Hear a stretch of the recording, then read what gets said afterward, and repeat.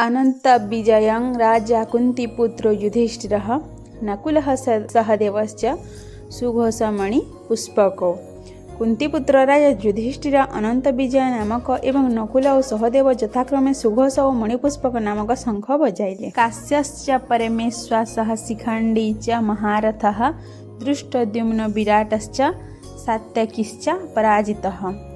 द्रुपदो द्रौपदेयाश्च सर्वशः पृथिवीपते सौभद्रश्च महाबाहु शंखान् दद्म पृथक पृथक। श्रेष्ठ धनुर्धारी काशीराज महारथी शिखंडी दृष्टद्युम्न राजा विराट अजय सात्यकी राजा द्रुपद द्रौपदी पांच पुत्र एवं सुभद्रा पुत्र महाबाहु अभिमन्यु हे राजन ए समस्त सकल दिगरु पृथक पृथक शंख बजाइले। सघोष धार्तराष्ट्राणां हृदयानि व्यदारयत् नभश्च पृथिवीं चैव मुतुलोः व्यूनो नादयन्।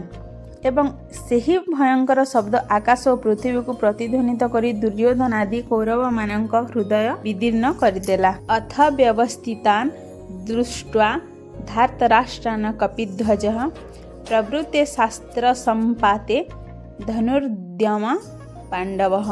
ऋषिकेशं ददा वाक्यमिदमाह महीपते सेनयोरुभयोर्मध्यं रथं स्थापय मेच्युत।